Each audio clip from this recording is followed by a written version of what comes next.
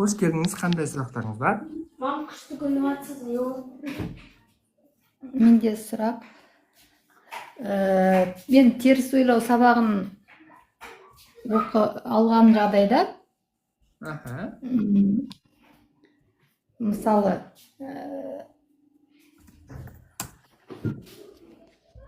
сізде мысалы не ғой, өзіңіздің қасиетіңіз бар, иә? Иә. Менде ондай енді қасиет жоқ. Так. Біздер мысалы сол теріс ойлау сабағын алғым келеді, просто біздерде қабылдау қалай болады екен? Түсініп кете аламыз ба? Мысалы, басқа адамдарға түсіндіре аламыз ба деген ой. Ол жерде бір қатты қиын нәрсе жоқ. Бәрі адамға түсінікті қылып жазылған. Просто оқып, үйрену керек. Егер адамның ішінде қағыда қайталап айтамын, күмән болса, лучше жоламау керек. Күмән ол дән жақсы нәрсеге апармайды, есіңізде болсын. Шынайы ұмтылып тұрсаңыз, Алла Тағала сізге қалап тұрса, соны алған дұрыс. Түсіндіңіз ғой? Мен оқығым келеді. Бүкіл проблеманың шешімі. Кеше туған күнде теріс ойлауды сатып алған келіншектің күйеуі өте жаңағыдай нашар жағдайда өмір сүрген, ішкен деген сияқты, жаман жолдармен жүрген.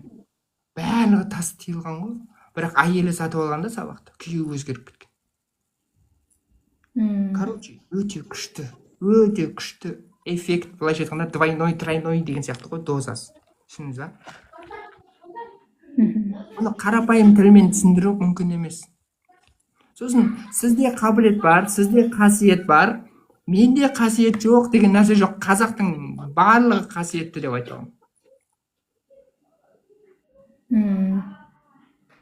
Маған болса сол қазақтың барлығының қасиетін ашу керек болды. Менің мақсатым сол. Осы қасиетін ашып қойсам, іште ұйықтайтын едім.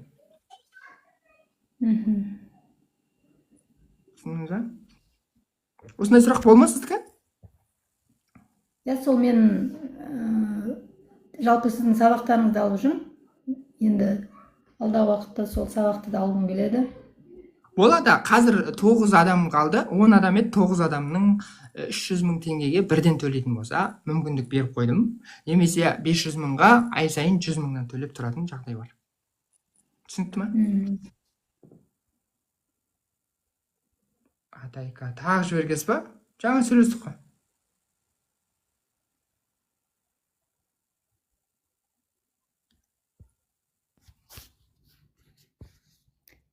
Мен тағы да мана асығыс болып сөйлесе алмадым. Тағы сұрақтарыңыз бар ма? Айда.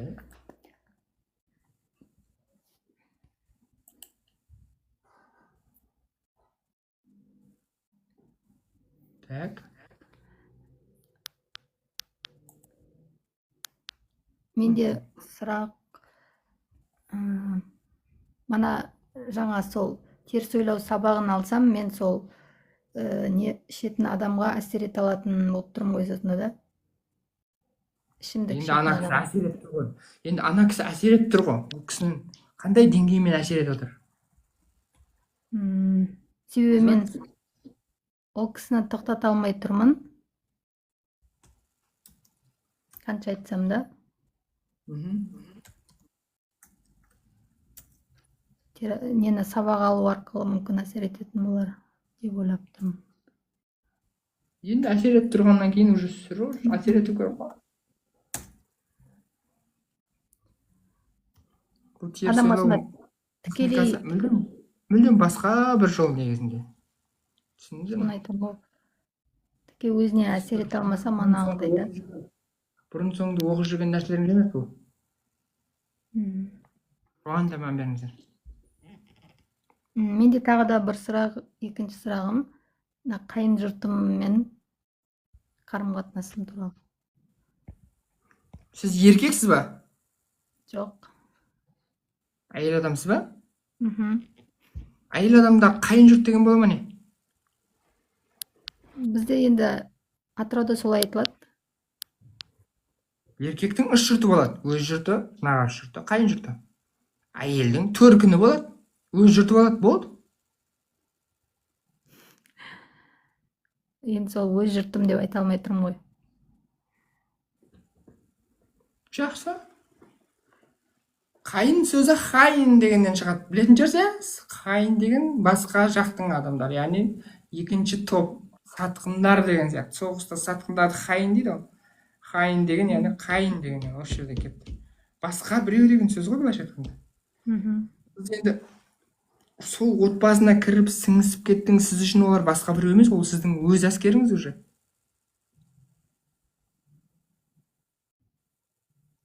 Дұрыс па? Сол өз әскерім бола алмай тұрмын ғой.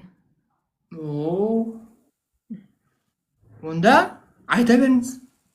Не сұрақ? Сол не себепті, неге олай екен түсіне алмай тұрмын да мен. Енді ол кісілердің тарапынан да,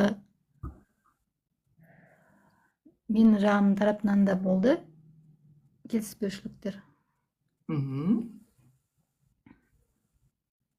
Сол бір сөз. Келіспеушіліктер деп отыра бермей, конкретно нақты айтыңыз. Мынаның ақшасын төлеген жоқ, мынандай болған жоқ, үйге картошка келмей қойды деген сияқты. Конкретно не болды?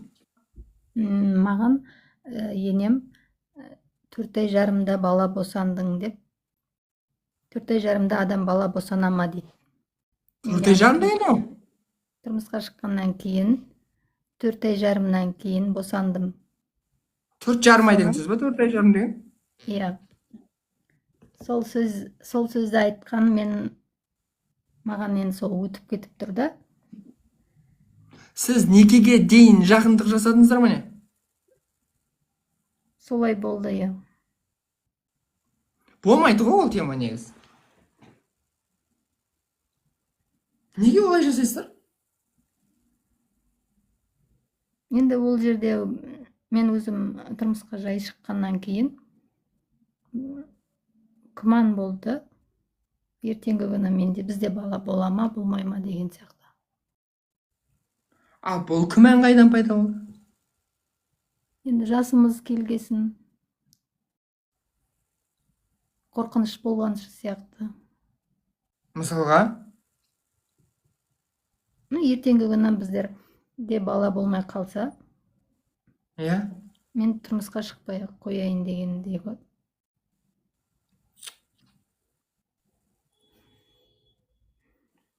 Енді ұрыс-керіс болған кезде сол сөзді айтты да. Енді мен ол сөзді ұмыта алмай тұрмын.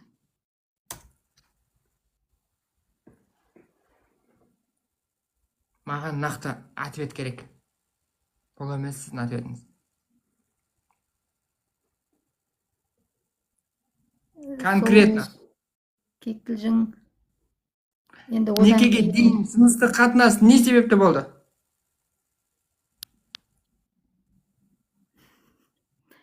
Жаңа айттым ғой себебі. Не ответ ол?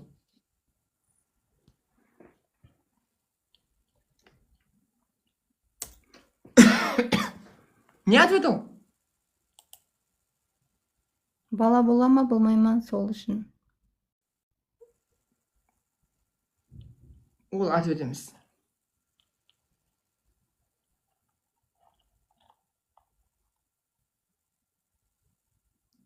Не болды? Енді біздерде сол отбасылық кикілжіңдер болды. Жоқ. Некеге дейін қарым-қатынас жасайтындай не бәле болды деймін? Отбасыңызда қандай болды өміріңіз жалпы? Бала кезіңіз қалай өтті? Жақсы. Жақсы деген нәрсе жоқ, күшті или нашар?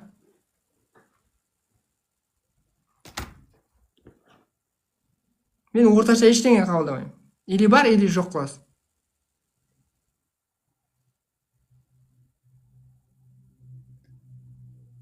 Некеге дейін, некесіз жыныстық қатынасқа түсуді кім үйретті?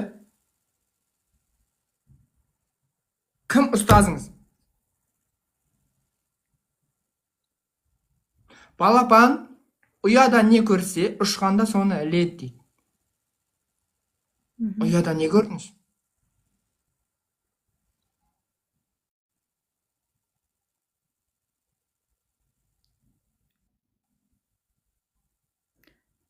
отбасында өмір сүрдім. Ата-анам отбасында 2 бала болдық. Мгм. Ағам қайтыс болды бірақ. Мгм. Оқуға Ағаңыз неше жасында дүние салды?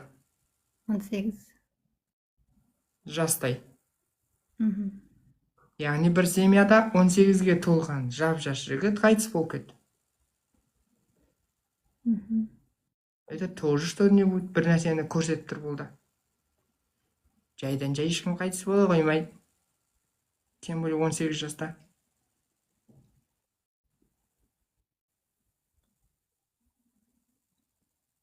Еркектің кемелденетін жасы 33 жас, ол 33-ге келмей 18-де кетіп қалып отыр.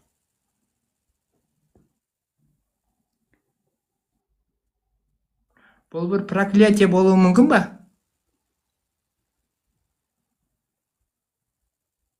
Мүмкін. Отбасыларыңыздың жаулары бар ма еді? Или әкеңіз үлкен қызметте істеді ме? Жоқ, қарапайым жұмысшы, темір жолшы. Әкеңіз қарапайым темір жолшы болды. Некесі жыныстық қатынасты кім жасады? Анаңыз ба? Әкеңіз ба?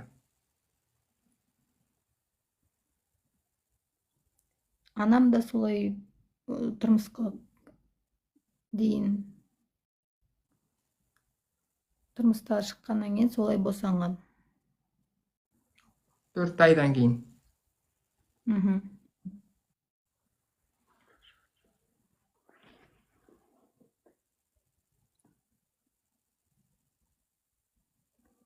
Анаңыз бен әкеңіздің арасындағы қарым-қатынасты қайталап жатсыз яғни. Сіздердің отбасыларыңызда некесіз жыныстық қатынасқа түсу нормальный нәрсе.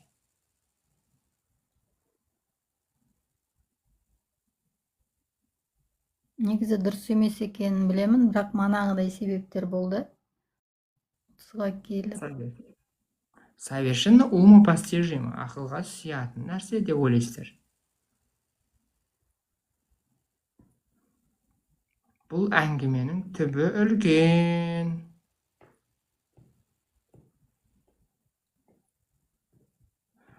Бұл қамырдың көп суы бар сияқты. Иә?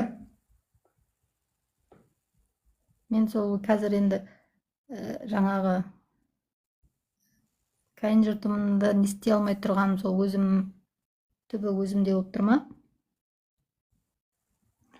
Өзіңізде болса, өзіңізде қалатын еді ғой, өзіңізден өтіп кетті ғой.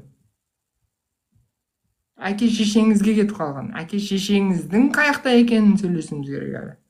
Әке шешеңізге қаяқтан келді? Сіздің анаңызға некесі жыныстық қатынасты үйреткен адам кім? Оны білмедім.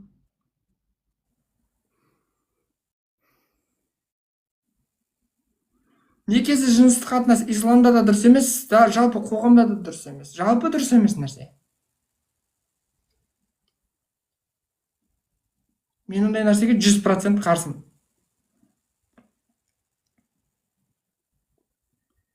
Ал сіздің баламыз бола ма, болмай ма деген нәрсеңіз дұрыс емес. Сіз үшін ер адамдар немене? Лаборатория ма сонда? Тексеріп көреді.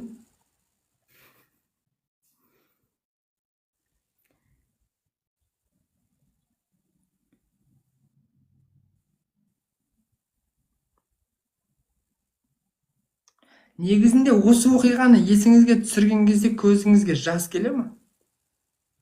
Жылайсыз ба Алланың алдында қателескеніңіз үшін?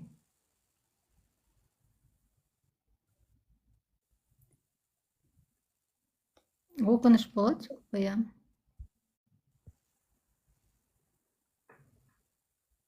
Тек қана өкініш па?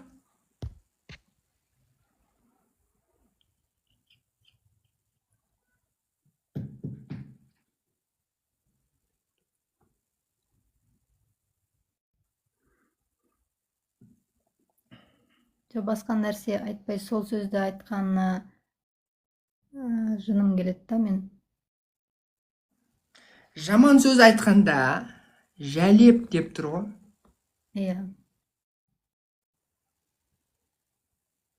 Ал енді сізге айдаладағы біреу осы сөзді айтып жатса, демек сізге бірдеңені ескертіп отыр ғой. Сіз үшін неке ол линия емес та ол, значит, линия стена емес ол. Некеге дейін қарым-қатынас жасаған адам некеде де қарым-қатынас жасай береді. Яғни некенің сыртында да жасай береді. Түсіндіңіз ба? Өйткені тело помнит все.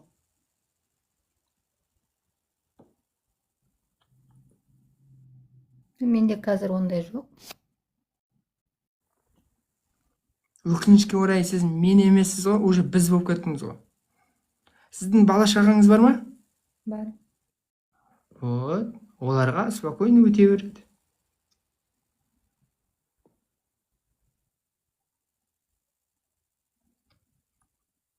Сіз күйеуіңіз бола тұра төсек іздемесеңіз де сырттан, сіздің бала шағаңыз іздейді.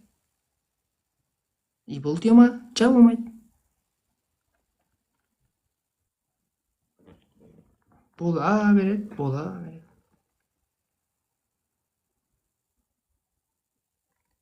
Менің көзқарасымда бұл әңгімені жылап тұрып айтуыңыз керек еді. Өйткені өте жаман нәрсе. Мен үшін әйел адамның абыройы ең бірінші орында. Қандай жағдай болмасын, әйел адамның абыройы бірінші орында болу керек болды. Өйткені әйел адамда абырой біреу-ақ болды. Ол еркек адам емес, ол көрінбей қалатын. Бәрі көрініп қалады.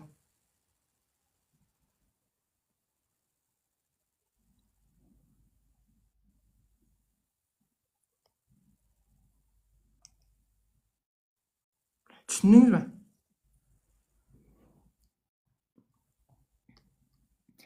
Сіз ойлап қалмаңыз, мен басқа адамдармен болған екен. Жоқ, мен сол тек қана күйеуіммен болдым. Қызық емес маған күйеуіңізбен боласыз ба, басқамен боласыз ба? Арамыздағы нәрсе ғой. Ол даладағы адамға Сіз некеге дейін болдыңыз, дұрыс па? Иә. Ол харам нәрсе ма? Харам нәрсе ғой. Или Құдайдың рұқсат еткен нәрсесі ма? Тыйым салынған нәрсе ғой.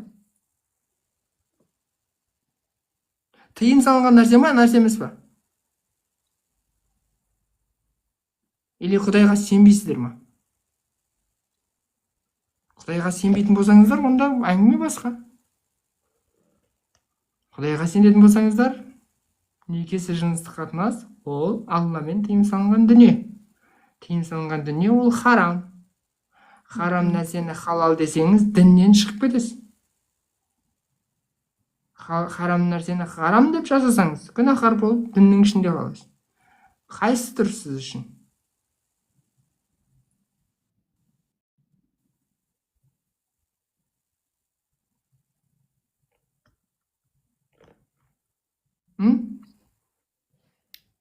Мен негізі дін жоқ қой негізі жалпы. О, бәсе. Дінге бөлу дұрыс емес қой негізі. Әңгіме басқа, значит. Дінге бөліну дұрыс емес деп ойлаймын.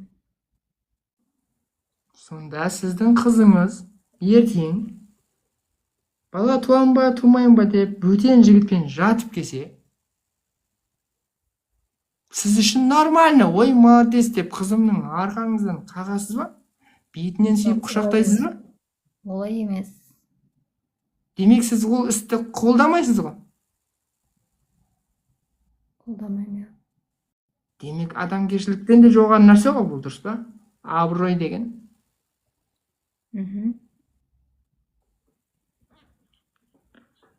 Демек, егер осылай жасайтын болсаңыз, адамгершіліктен де шығып кетесіз ғой.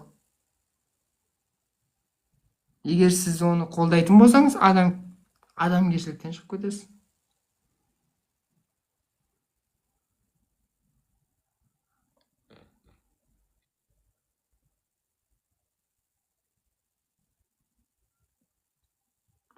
өзіңіздің қызыңызды зинаға жібересіз ба, жібермейсіз ба?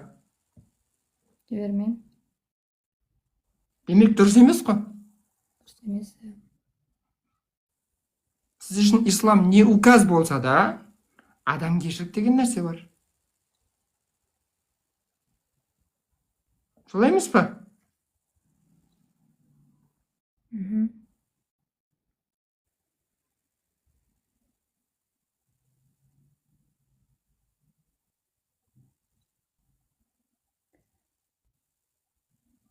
Демек сіз қайын жұртыңызбен ғана дұрыс емес емессіз. Өзіңіз айтпақшы. Сіз адамзат баласымен дұрыс емес. Сіз әлемнің үлкен заңын бұзып тұрсыз. И бұл нәрсе совершенно неправильно.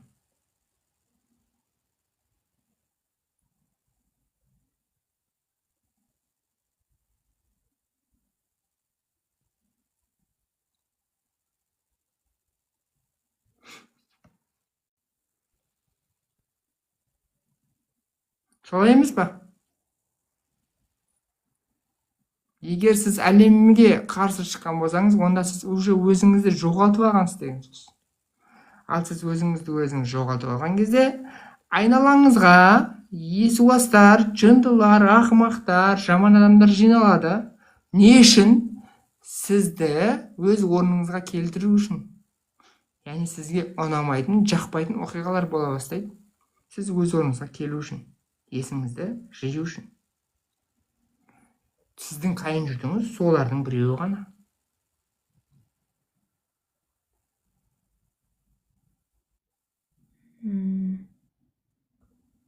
Осы нәрсені просто түсіндіңізші.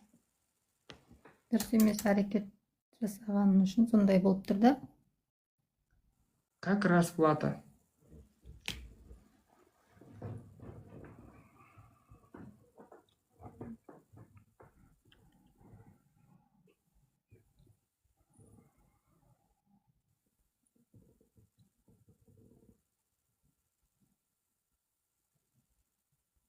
Некесі жыныстық қатынас ешқандай заңға сәйкес келмейді. Исламға да, Аллаға апаратын 10 000 жолдың любойына салсаңыз да дұрыс емес ол.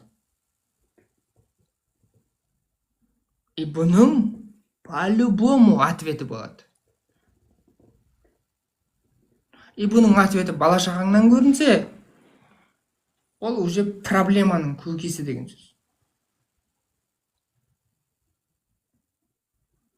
Ол кезде арыстанның апаны болады.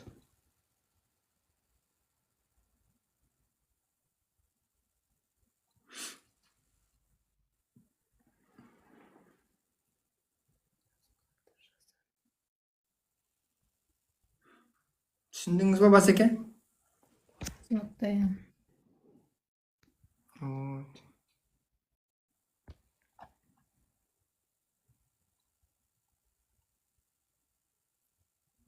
Енді не істейсіз?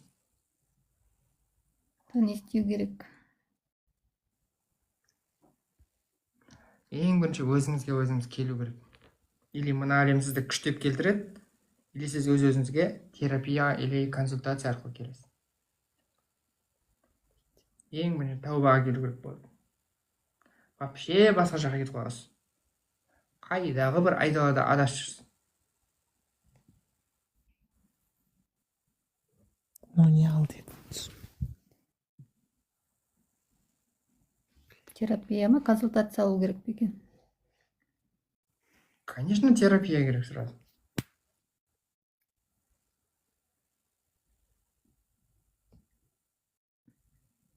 Түсінікті ма? Түсінікті. Шешім шығарып, ертең маған срочно жазыңыз. Сау болыңыз.